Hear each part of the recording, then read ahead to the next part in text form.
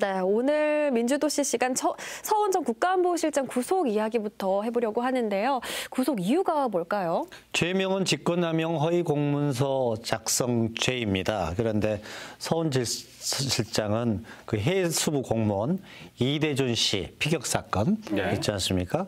거기에 자진 올북에 배치되는 자료를 삭제를 하고 거기에 맞춰서 보도자료를 배포하고 발표하라는 국방부와 해경에 그런 지시를 했다.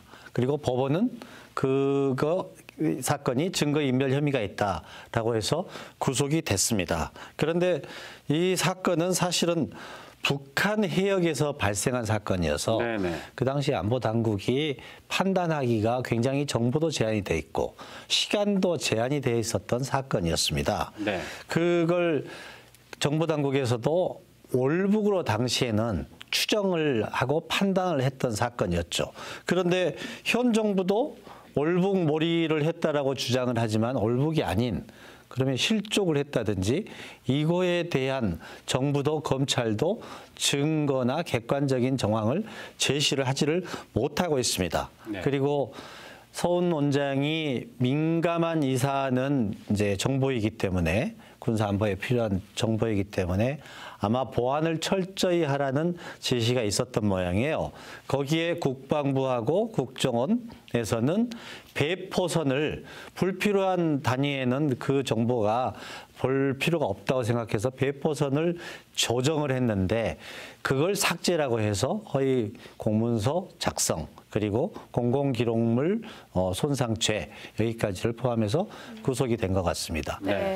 서훈 전 국가안보실장 구속을 이제 되고 나서 문재인 전 대통령이 자산을 꺾어버린 것 같아서 안타깝다 했고요. 이낙연 전 민주당 대표는 난폭한 처사다 이렇게 비판하는 목소리가 계속해서 나오고 있습니다. 이 다음 타겟은 그렇다면 이제 옆에서 오랜 시간 동안 보좌를 하고 지켜봤었던 박지원 전 국가정보원장 그리고 문재인 전 대통령이 될 것이다 이런 전망이 나오고 있습니다. 서훈 실장과 같이 일을 해본 사람들은 공통적으로 그의 역량에 대해서 높이 평가합니다.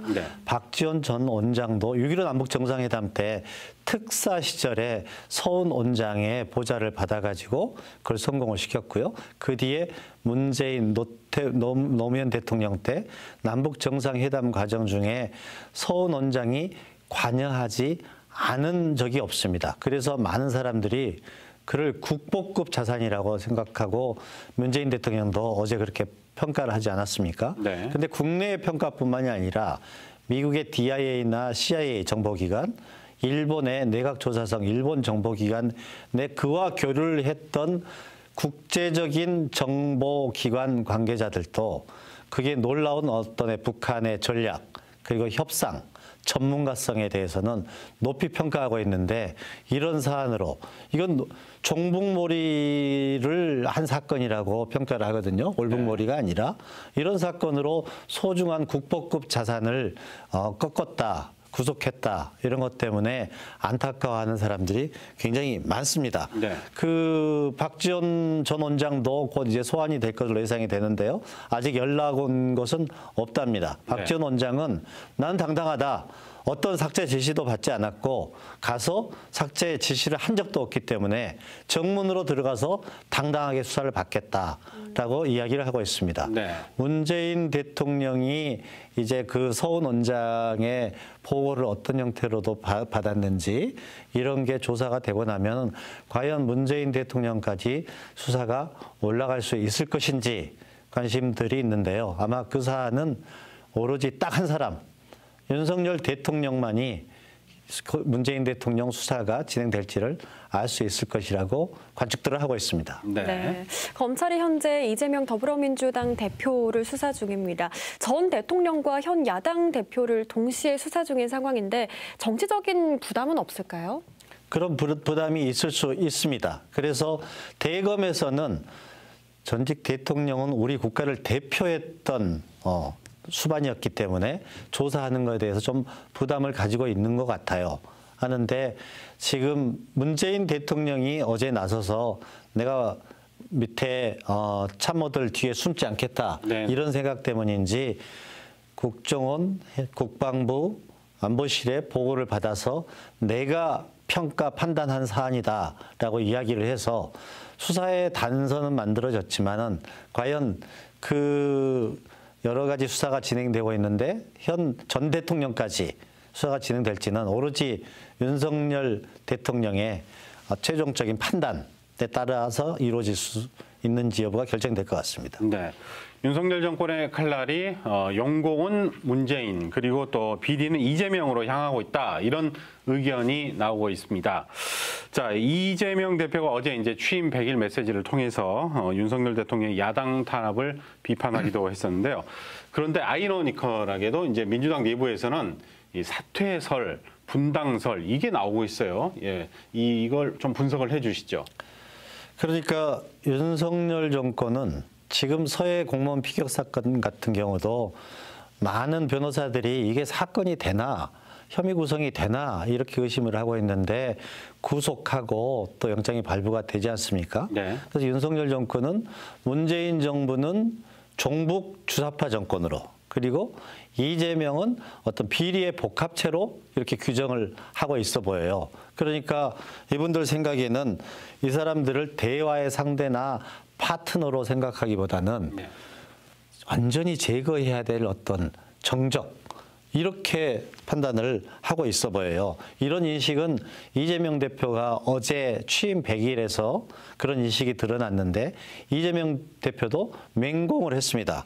도대체 국민이 잠시 맡긴 권한을 그걸 민생을 돌보지 않고 정적 제거에 남용한다라고 하면은 국민들이 용납하지 않을 것이다. 그리고 역사와 국민의 심판을 두려워해야 된다라고 강력하게 비판을 했습니다. 분당설은 현재 원외 인사 한두 명이 밖에서 이야기를 하고 있는데요. 네. 지금은 명분도 동력도 없다고 생각합니다. 현재 당대표가 이재명 당대표가 정적 제거 공세로 곤경에 처해 있는데 여기서 자신의 정치적인 입지 상승을 위해서 분당설 얘기하는 것들은 명분도 없고 그리고 문재인 정부, 이재명 대표 모든 친문, 친명 세력들이 다 검찰 수사를 받고 있는데 그걸 추진할 어떤 동력도 없어 보입니다. 지금은 민주당을 해체시키려는 어떤 친검 정권 세력에 힘을 합쳐가지고 힘을 모아서 여기를 방어해야 된다. 이런 게 민주당의 주류 분위기입니다. 네. 국민의힘도 정신이 없긴 마찬가지인 것 같습니다. 내년 예산안이 처리가 되는 대로 내년 3월쯤 전당대회를 치르겠다는 계획을 내놨는데 전당대회 일정이 조금 갑작스럽게 잡힌 것 같은 느낌도 들거든요. 어떻게 보고 계신가요? 정진석 비대위원장의 임기가 3월 12일입니다. 그래서 처음에는 좀 연기를 해가지고 4월 말 5월 초 정도에 전당대회를 하려고 했는데 3월 12일이 보시면 아마 일요일일 겁니다. 네. 보통 전당대회는 일요일 날 하게 되는데 3월 12일로 상정을 하고 전당대회를 준비를 하고 있어 보입니다. 네. 차기 당대표로 윤심은 이제 한동훈 장관을 생각하고 있다고 하는데 대표님의 생각은 어떠신가요? 지금 주호영 원내대표가 어제 그저께 얘기를 해가지고 지금 굉장하게 국민의힘에 논란이 되고 있는데요. 차기 당대표의 조건을 구체적으로 이야기를 했습니다. 네.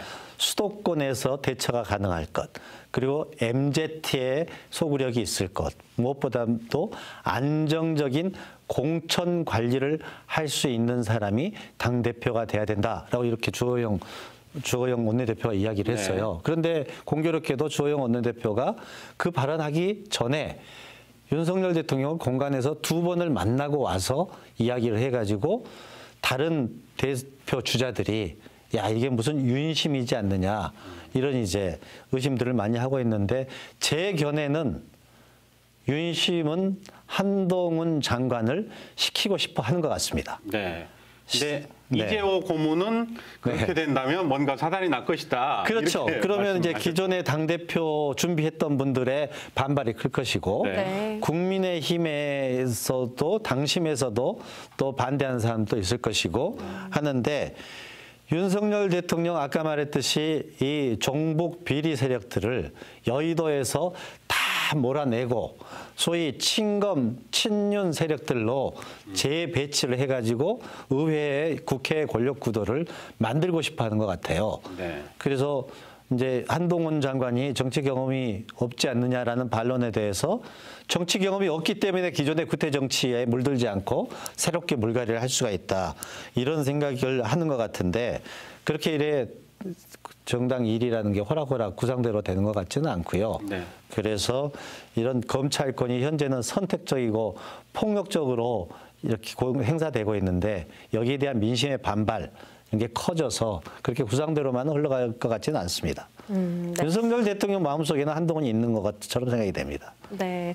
다른 당대표 후보들의 반응 구체적으로 좀 더 전해주시죠. 그러니까 그 김기현, 조경태 의원 후보들은 영남 집 기반이거든요. 네. 그분들은 당연히 불쾌하고 반대로 안철수 후보나 또 윤상현 그 양반 지역구가 인천이거든요.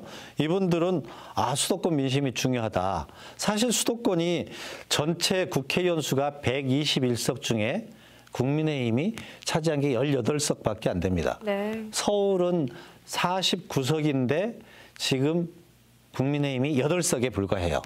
그러니까 수도권을 승리를 해야 다음 총선 때 과반수를 획득할 수 있고 본인들의 말도 예산도 통과시키고 네. 할 수 있을 텐데 그런 점에서 수도권 소구력이 필요하고 한동훈을 내서 해볼 수 있지 않을까 하는 생각인데 그렇게 당내 민심이나 일반 국민들의 민심이 구상대로 될 것 같지는 않아 보입니다. 네.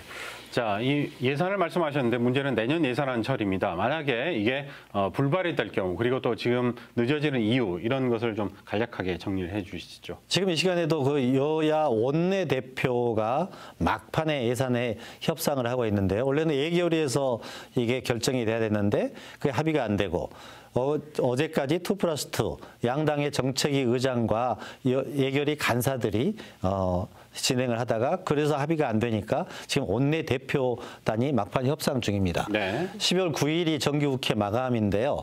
9일까지는 합의가 될 것으로 관측이 됩니다. 혹시 9일까지 안 되더라도 임시국회를 조금 연장을 해서 네. 연내에는 예산이 합의가 될 것으로 관측이 됩니다. 만약 그렇게 안 되면은 준예산으로 가는 방법밖에 없는데 63년 우리 회계연도가 1월 1일부터 시작된 이후로 준예산이 된 것은 한 번도 없습니다. 네. 네. 그러면 12월에 어쨌든 결정이 될 것 같군요. 예산은 합의가 될 걸로 예상이 됩니다. 네, 마지막으로 12구 참사 이야기 짚고 넘어가도록 하겠습니다.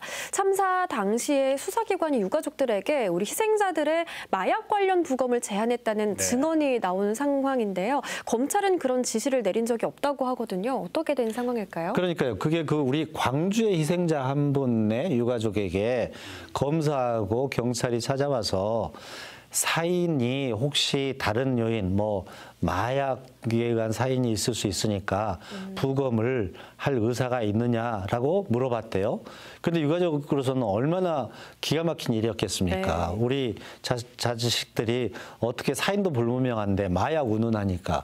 근데 광주에만 한정된 얘기가 아니라 MBC 스트레이트의 보도에 의하면은 경기도와 다른 지역에서 동일한 그런 시도들이 있었다라는 거예요. 네. 그래서 마약 단속 때문에 완전관리가 소홀해가지고 이번 사건이 있지 않았느냐라는 그런 의심이 있었는데 그런 걸 보완하기 위해서 대검에서 이런 지시를 일괄적으로 내리지 않았느냐라고 의심을 했지만 대검은 이제 부인하고 있습니다. 바로 이런 사안들이 국정조사에서 해석이 밝혀져야 될 일들입니다. 네. 따라서 바로 이런 일들을 국정조사에서 명명백백하게 밝혀져서 유가족들이 아픔에 그런 폐륜의 행위가 있어서는 안 되겠습니다. 네, 위로되지 못할 망정 이렇게 더 아픔을 얹어서는 안 될 것 같고요. 한 달이 지나도록 아직까지는 책임 규명이나 또 원인 대책 마련이 이루어지지 않는 점 더욱더